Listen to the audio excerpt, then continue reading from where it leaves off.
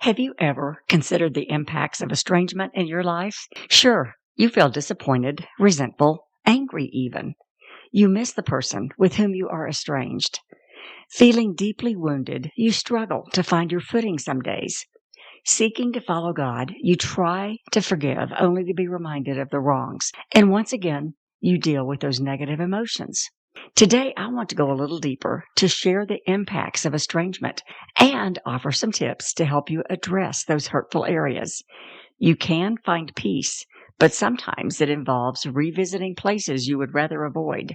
Stay tuned and let's walk through this together, one sister to another.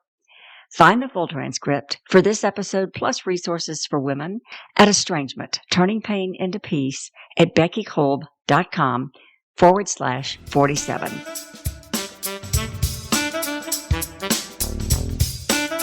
You're listening to Estrangement, Turning Pain into Peace, a podcast and free resource for women with estranged relationships, created by me, host and coach Becky Kolb. My superpower is to help you turn your emotional pain into peace by conquering guilt and shame, rebuilding self-confidence, and developing healthy boundaries. I've dealt with estranged relationships most of my life and know both the pain and the peace. Subscribe to this podcast so you don't miss a thing. Now, let's dive into today's episode. While you may be tempted to think you are the one impacted by someone's estrangement, the truth is that it affects everyone around you. Now, you may not see the impact on them, and it's possible you see them on social media and have the illusion that everything is just hunky-dory with them. But that's all it is, an illusion, because estranged relationships aren't God's design for us. And when we're at odds with someone, we care about them, and it hurts both of us. And then it extends out to other family relationships and friendships too. Estrangement binds us to all of that, and we focus on our wounds and our perception of what happened. We nurture those grudges and replay the hurtful words over in our minds. Truthfully, we can produce a lengthy list of what they did to wrong us, right? Let's take a child, for example. You've been through a divorce and your kids are currently estranged. Blame is laid at the other parent or family members that created distance or gossiped about you. Let's say siblings no longer talk. I can't tell you how many women I've spoken to that say they haven't spoken to a sibling in years.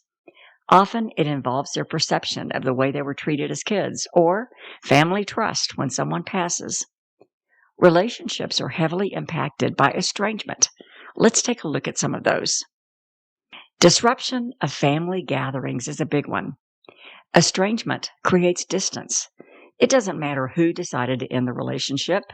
The impact is on both.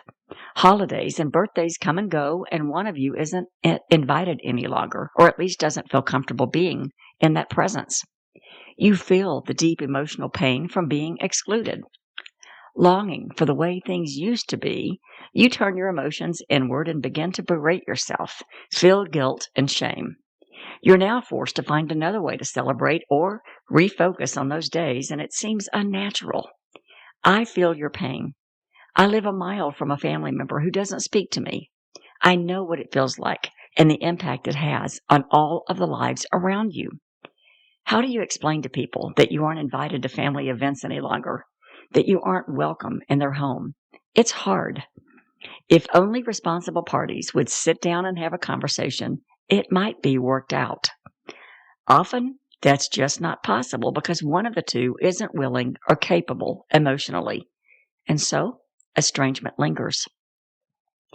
There's also impact on other relationships. When you're weighed down with the negative emotions of estrangement, it can affect other relationships, such as friends and coworkers. Obsessing over what happened and replaying the drama in your mind is not fruitful. It keeps you locked in a mental prison. Negative emotions in and negative words out. You've heard it said, you are what you think. Minds full of negative energy, guilt, shame, and self-pity cannot produce the fruit of a loving, positive relationship with others. Now, I understand your mindset in an estranged relationship. It does hurt. Words such as unfairness and injustice come to mind. I know you feel it. So did I. But you must get past it. My husband gave some sage advice once regarding someone that no longer wanted us in her life. He said, mentally put that person on a shelf and keep walking. If they want back in your life, they'll catch up by reaching out and trying to make things work. When you've done everything that you can do and the estranged person isn't responding, mentally set them on that shelf and keep walking through your life. Is it easy? No. It feels like a piece of your heart is being ripped out and left behind. It's the beginning of healing for you, however. Let's talk about moving forward. Once you've put that person on the proverbial shelf, you can begin to heal. And that begins with a different mindset. No longer will you focus on the drama, the pain, and the separation. All that's been left behind on the shelf. It may take some time for those emotions to fall away, but they will. An early podcast deals with letting go of an estranged relationship, and I encourage you to listen for more detail on how to move forward once you let go. You can listen to it at beckykolb.com/2. The important thing here is to focus on your future. What is around you right now that's positive and encouraging? Think of friends and family who love and support you. Here's a few things to get you started. In addition to encouraging friends and family, what positive attributes are happening in your career? What do you love to do in your spare time? Do more of it. Read, photograph, sew, create art, rearrange furniture. Whatever it is you love, do it. Substitute. By that, I mean if your grandkids are estranged from you, love on a friend's grandkids. You aren't betraying your own. You're simply turning your love and affection where it's wanted. If it's your kids, then do the same with a good friend's kids. Love on them and enjoy that relationship. Shift your mindset. You are worthy of love. You are valued by others and especially by God. He loves and cares for you more than anyone else ever could. Embrace that and spend time in a relationship with Him. Get to know Him more by reading His Word and praying, and spending time with friends to encourage your spiritual belief. And then manage your triggers. Negative emotions will come. It's up to you to stop them. Recognizing them as quickly as possible, and then simply let them know you aren't coming to the pity party. Then engage in something else to change your mind and thoughts to something more positive. Now let's think about the spiritual impacts of estrangement. This one was especially hard for me. You see, our real enemy isn't the estranged person or people. It's Satan. As a follower of Jesus, you want a stronger relationship with Him, and your real enemy doesn't want that for you. Recognizing the true enemy is affirming and powerful. You shift your negative emotions away from the estrangement and learn how to fight with the power Jesus has given you.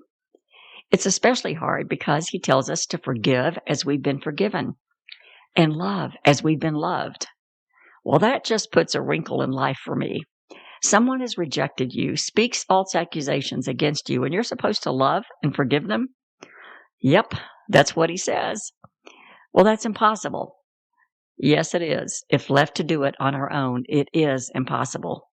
But all things are possible with Him. So how do you do that? Well, shift your mindset from what they've done to you to what you've done in all your life. Think of all the things that you have been forgiven for as far back as you can remember. That caused me to wiggle and squirm a bit.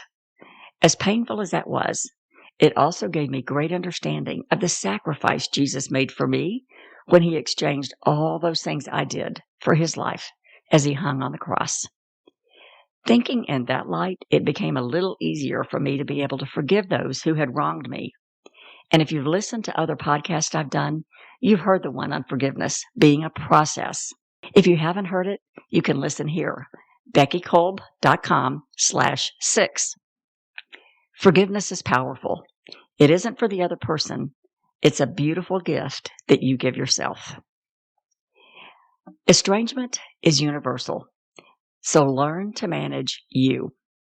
Throughout my life, I've had estranged relationships, and most everyone I talk with has at least one estranged relationship.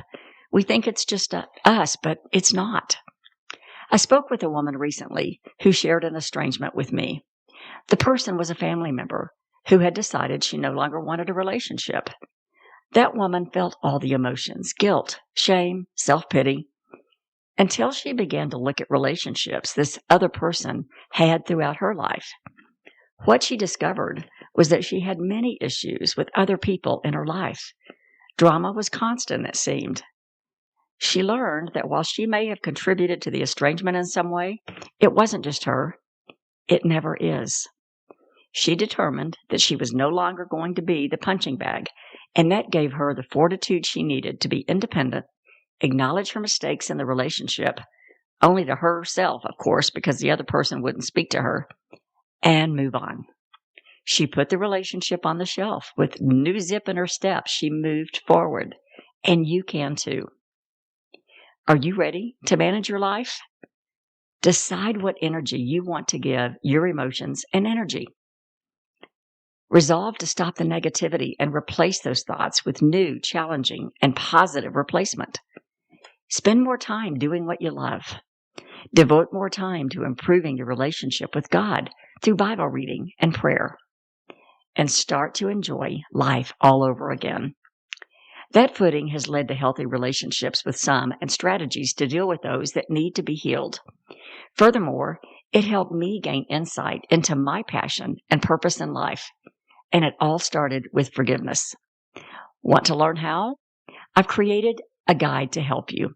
Just go to beckykolb.com/guide/download. And if you found value in today's show, don't forget to subscribe to this podcast on your favorite listening platform.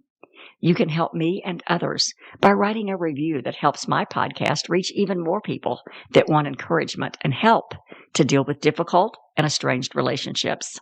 Well, that's it for today. Until next time, remember, you are a beautiful and amazing woman, and you can do anything you set your mind to.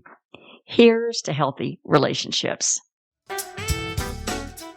Thanks for listening to Estrangement, Turning Pain into Peace. Estrangement is a difficult topic for many, and I applaud you for tuning in. Don't forget to check out earlier episodes too, and please share this with others who may need to hear. And if you're getting value, I would appreciate a short review.